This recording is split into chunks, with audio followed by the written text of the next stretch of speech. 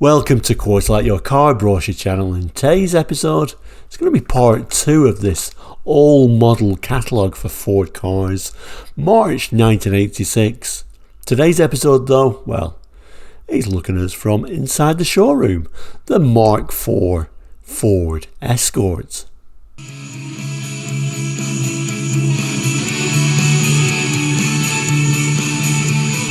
Hello and welcome back, and if you're new to the channel, here on Quarterlight we look at car brochures from around the world for the 60s, 70s, 80s and 90s and sometimes beyond that as well.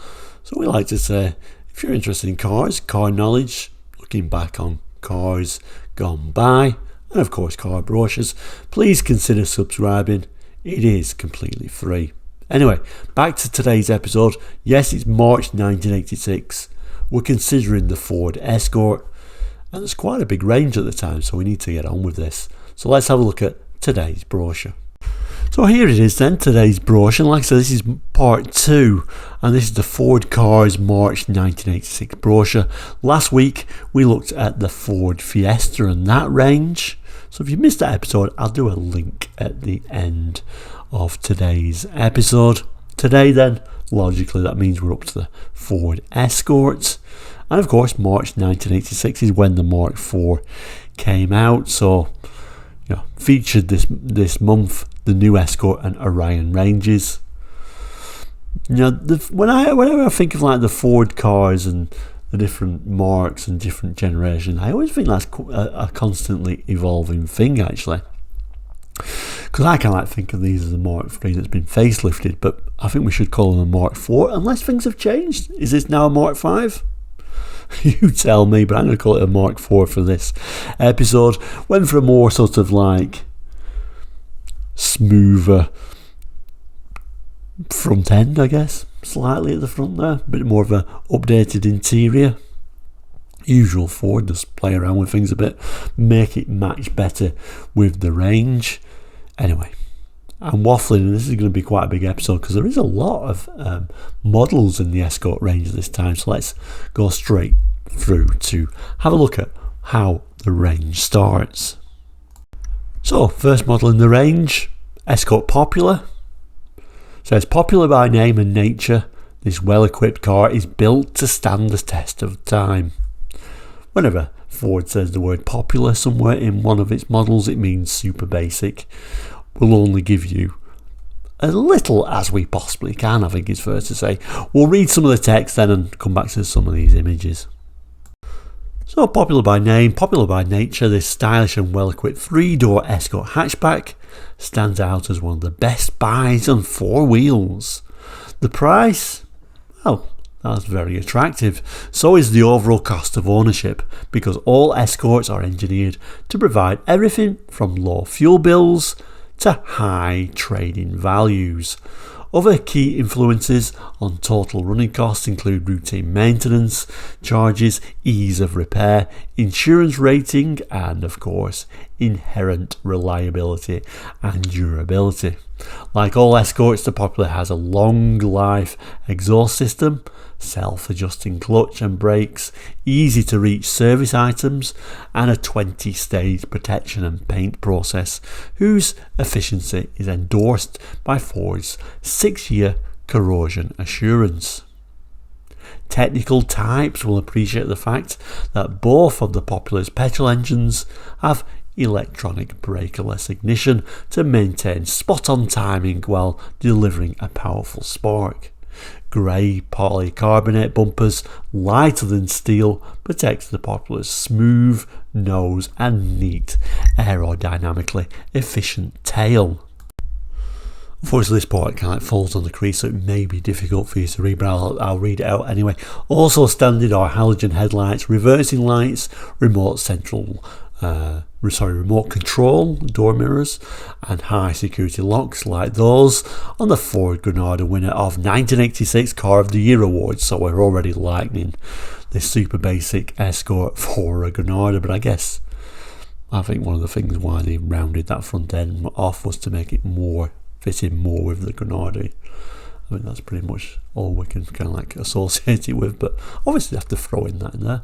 And wittering, I need to get on. Small but significant details include the tailgate's heated element. It switches itself off after about 10 minutes to save energy. Wide opening doors welcome you to the remarkably spacious and conventionally versatile interior. It endorses the Popular's value for money reputation with such things as passenger compartment carpet, head restraints for the reclining front seats, plenty of storage space including bins on both doors, and moulded door panels with cloth trimmed inserts which complement the rest of the passenger compartment's Lorenzo fabric. Coin slots welcomed when paying parking fees or bridge and tunnel tolls are a typically thoughtful feature. So is the rear seat belts, 60-40 split, fold, which enables extra luggage to be carried while retaining space for 1 or 2 passengers.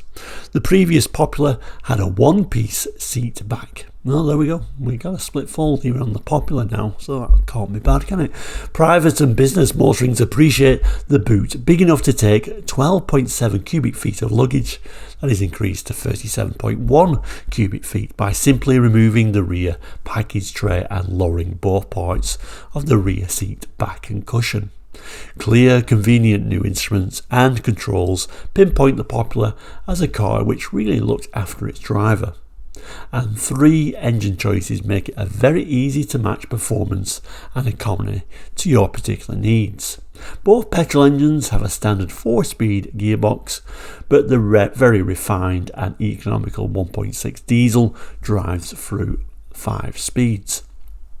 The combination gives an astonishing 70.6 miles per gallon at 56 miles per hour, but I don't know if you really wanted the diesel. I don't particularly like Ford diesels, to be honest with you, round about this time. They seemed a little bit behind. But besides that, I think it's unusual that we're still using a 4-speed gearbox in 86. I think, a lot of the competition were now using 5 speeds for sure. So I think that's a little bit of a failing. But at the same time, for a Popular, it's got a little bit of equipment on there. Split fold rear seats, head restraints. So it certainly moved the game on a bit. Not a too cheery an interior though, all that grey is a little bit drab, isn't it? And certainly pretty basic. I look at the dash, of course no rev counter, we've got a clock though, so And there is the model itself, unfortunately on the crease, but it doesn't look too bad for a Popular, I'm going to give you that, but typical for a low specs Ford, no, not even a wheel trim. I mean, you could have run a wheel trim on there, and then worse than that, they always used to really shout out that they put this little black cap in the centre rather than one that at least matched the wheel. But I think they really, even at this time, like to show that's the base model, you could have done a bit better. But anyway, let's move up the range. So no Popular Plus would mean that the next model along is the Escort L. I guess the most noticeable thing is we've at least thrown some wheel trims on there. It says full depth polycarbonate bumpers combined with high security locks to protect this attractive investment. Let's see what else it's got to say. Never less than lively, the Escort L becomes a delightful brisk performer when powered by the advanced lean burn 1.6 CVH engine. Available as either a 5-door saloon or estate, the 1.6 CVH supplements its 90 PS at 5800 RPM with strong torque for superb mid-range flexibility. Easy to drive in stop-start traffic, but in its element on the open road. An Escort 1.6L can do 0 to 60 in 9.7 seconds, is very responsive for overtaking and has the potential to reach 111. So I think around about this time, I think anything that was doing some 0 to 60 times under 10 seconds was reasonably respectable. It carries on by telling us if you like letting the gears look after themselves, Ford's fuel efficient automatic transmission is an optional extra with the 90 PS engine. There are other powertrain choices, of course, because the Escort L caters for a wide range of people. The 1.4, another lean burn design, develops 75 PS and 109 Newton meters of torque to give an outstanding blend of performance and economy. The 1.3, introduced at the same time as the 1986 Escort, also has a hearty appetite for miles, but a very modest first. Clues to its economy. I think the first thing to note is unusual having a 1.4 and a 1.3, isn't it? But anyway, clues to the economy include Ford's patented variable Venturi carburetor, optimised camshaft timing, low friction pistons and a very efficient exhaust system, all come together to provide 60 PS and an impressive 100 Newton meters of torque. The 1.3 OHV fuel saving attractions are optimised by the optional 5-speed gearbox, so even on this so-called new engine we're still having an optional 5-speed, which helped to spin a gallon out over 57.6 miles at 56 miles per hour. The fourth choice for the Escort L is a high-tech, high-quality 1.6 diesel in which Ford invested $400 million. Bodyside mouldings with bright inserts protect the Escort L's flanks, while nose and tail have polycarbonate bumpers. Checking through the long list of standard equipment also reveals a laminated windscreen, halogen headlights, full wheel covers and a wash white for the tailgate. Like every other hatchback in the range, the Escort L Saloon has a tailgate designed to prevent standing water being tipped into the load compartment. The extensively redesigned interior key features include new instruments and controls that are object lessons in applied ergonomics. The driver of the prestigious Ford Granada would recognise the Escort L's convenient column-mounted controls, so again, liken it to the Granada. And notable, neat little push-button micro switches. Smooth rotary controls illuminated at night makes it exceptionally easy to tune the stratified heating and ventilation system. Comfort and convenience are additionally enhanced by such things as velour carpet, cigar lighter, centre console with cassette storage, and front seats with padded, fully adjustable head restraints. 4 speakers and a joystick balance control make the most of Escort L's self-seek AM cassette audio system. So, like most of these very basic popular models, I think most people, even though that was called the popular, which obviously telling you that's the popular choice, I think most people would at least gone to more of a mainstream model like an L. Still a pretty bland interior for a new model though, and still no rev counter. And there is a picture of the main image. I always found these regular models at the Escort range around this time, both this one and the previous model, to be pretty bland models really. Maybe because they were literally everywhere. We always knew somebody who had an Escort, but they always seemed like quite a bland car for me unless you moved up the range. So let's move up the range and see what else there is on offer. Moving up the range, and certainly we're getting a little more fancier, the GL tells us the stylish Escort GL's diesel and lean burn petrol engines offer an outstanding blend of performance and economy. So let's have a look to see what it's got to say about it. First of all, of course, we got this nice little badge just to show you how they were badged. I wouldn't have thought this was certainly not as popular as say an L, but there we go. This is a 1.4 GL. The 5-door Escort GL is good news for people seeking a stylish, well-equipped, value-for-money car with excellent performance and economy, but bad news for thieves and vandals. Why? Because in addition to high security locks shared with the rest of the Ford's world-beating range, the GL has a very clever radio aerial incorporated into the tailgate's window heating elements, where it also avoids any risk of being damaged in the wash. Well, the thieves are obviously going to be baffled by that, and there's no point stealing anything. I always think you often see this in car brochures where we've got we can now deter the thief, which I think is a very dangerous thing to say, because I kind of think the thief seemed to be always ahead of wherever these car makers were, and I'm sure that made no difference whatsoever. Anyway, taking up the running where the Escort L leaves off, the GL is notable for tinted glass, bright surrounds for all windows, and smooth wheel covers which complement the car's overall styling. All the comfort and convenience needed to cut long journeys down inside is provided by supportive seats and a state-of-the-art layout for controls and instruments, which include tachometer. Other noteworthy features include cut pile carpet, vanity mirror for the front passengers, swivel, sun visor, and rear grab handles with coat hooks. Finding documents or luggage at night is no problem thanks to the lights in the glove box and boot. Ford's renowned ability to build sensational sports cars and luxurious saloons is recalled by the Escort's fully independent suspension. Carefully developed to give the best of both worlds, it combines a comfortable ride with exemplary road holding and handling characteristics.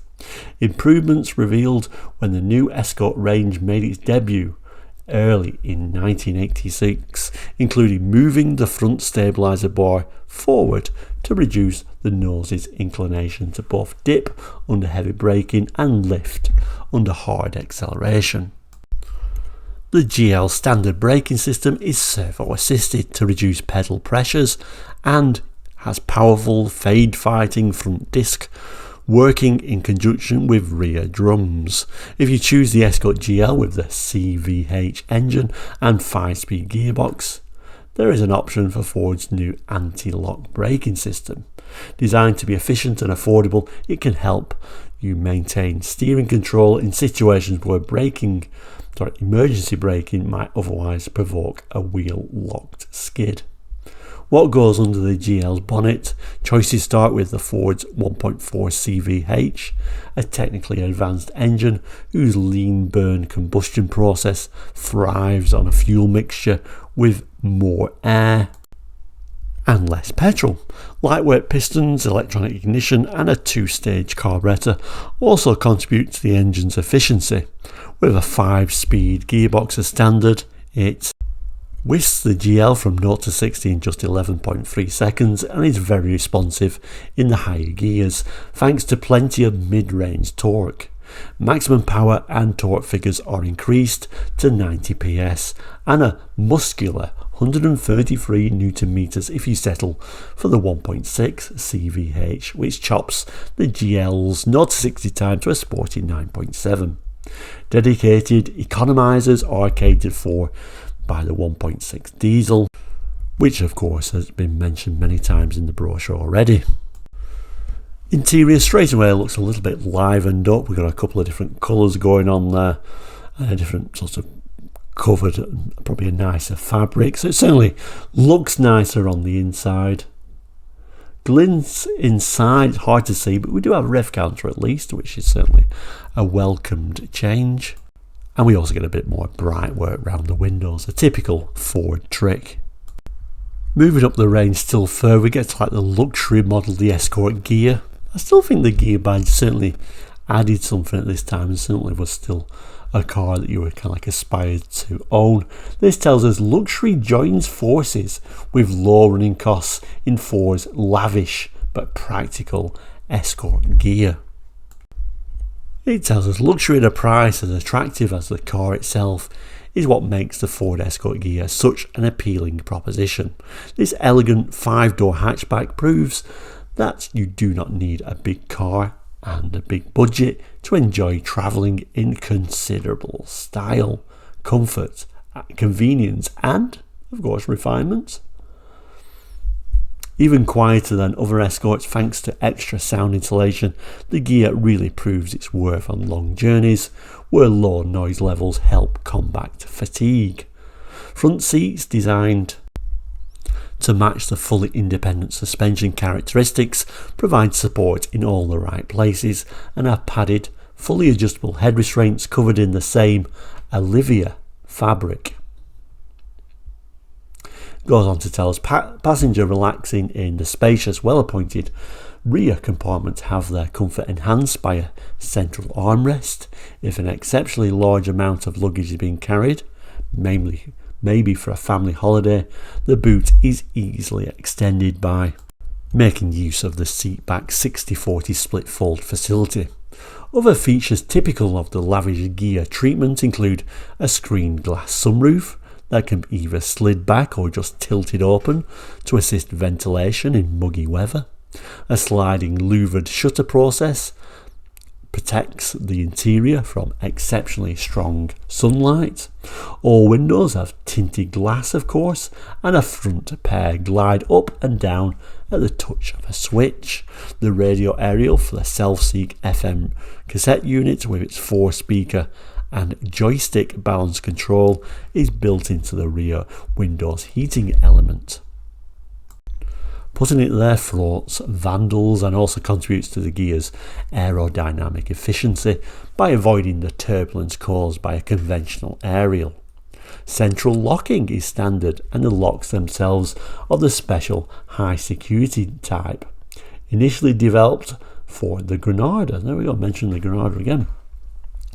They are more difficult to pick than their conventional counterparts, less likely to freeze, and very resistant to wear. The key's built-in torch is a typical, neat, thoughtful and convenient Ghia touch.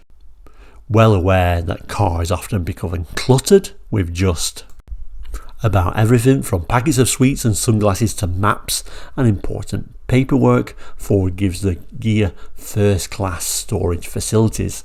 They include bins on the front doors, a glove box with a lid and a light, space for cassettes and central console with coin slots. The soft feel steering wheel,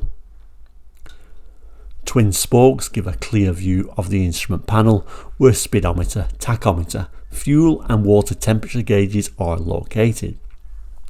All switches and column mounting controls are very easy to identify and operate because the whole layout has been completely redesigned for maximum convenience and efficiency.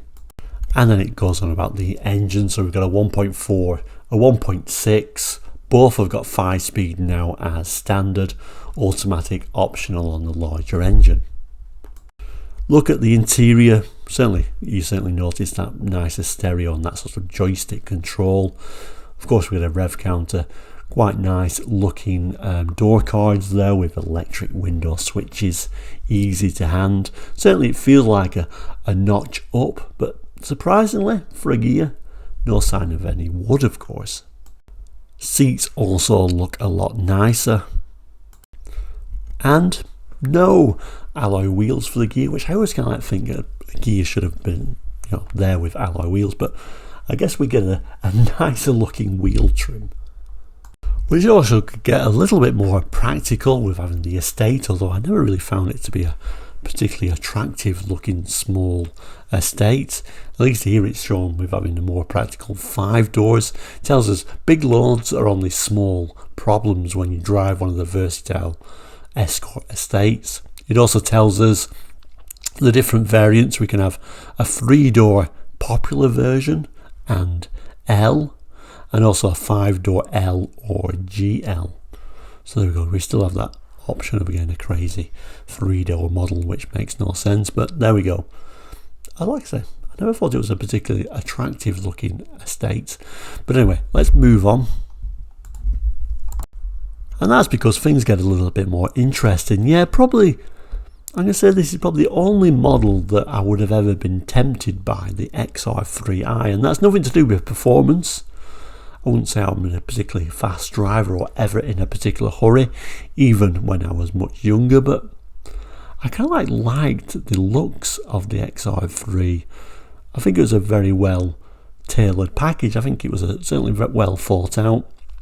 Of course, later on insurance groups climbed and they all became completely unaffordable unless you was 62, but nevertheless, like I say, of all the range, this is the one I possibly would have been the most interested of when it came out, and I think the most interested in now actually.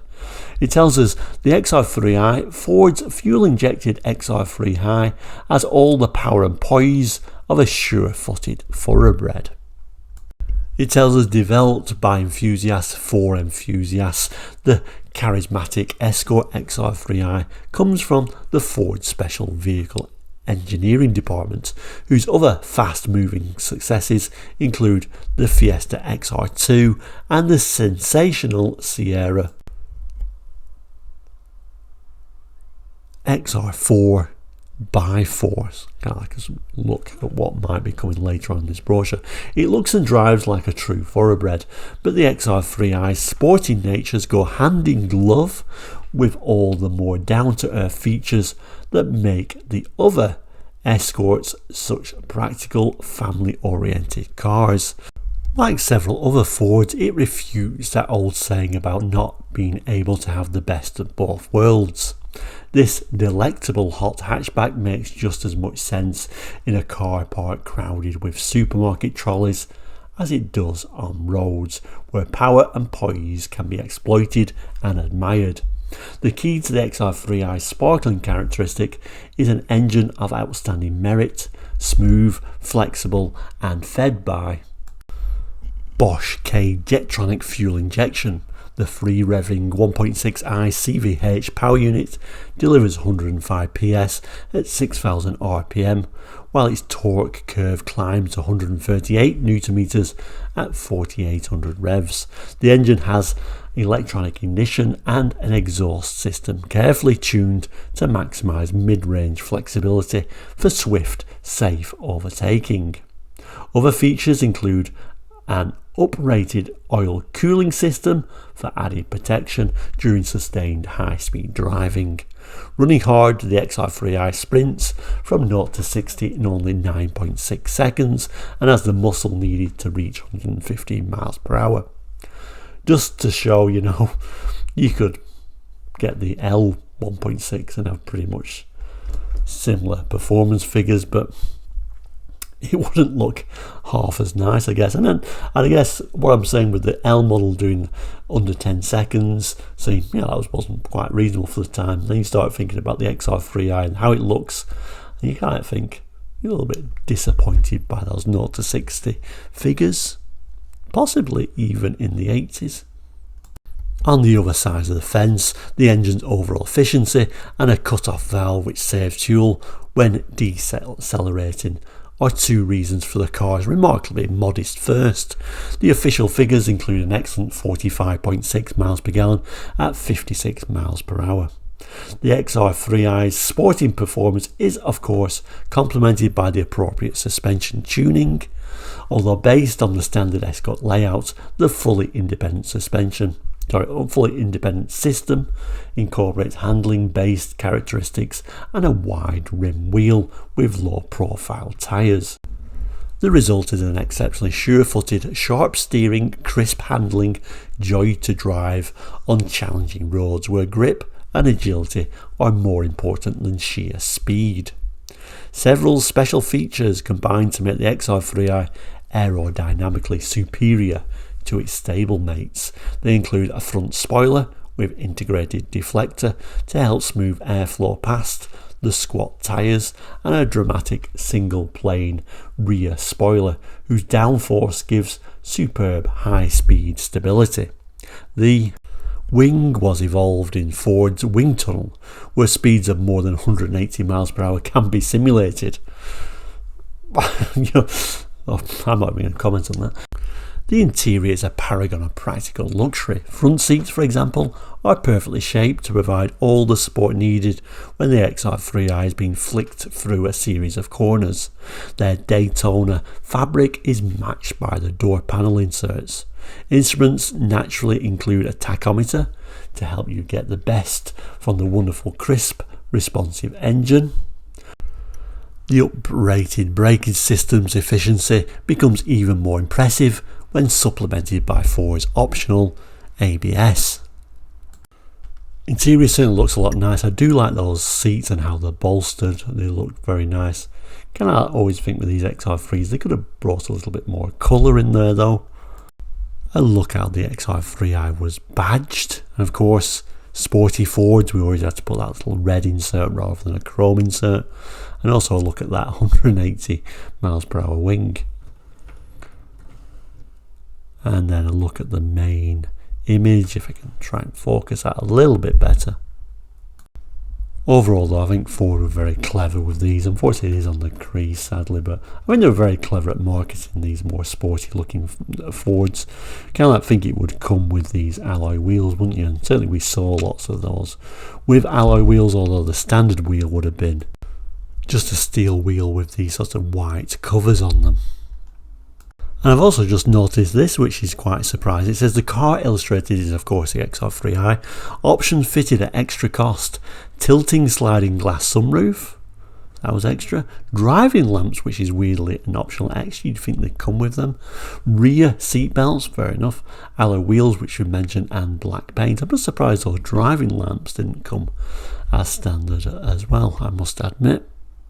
And then the final model of the range, which time's moving on a bit, so we might just summarise this one, but you also get a Cabriolet version of both the Ghia or the XR3i, which says all the fun of open air motoring, but as snug as a saloon when the hood's raised.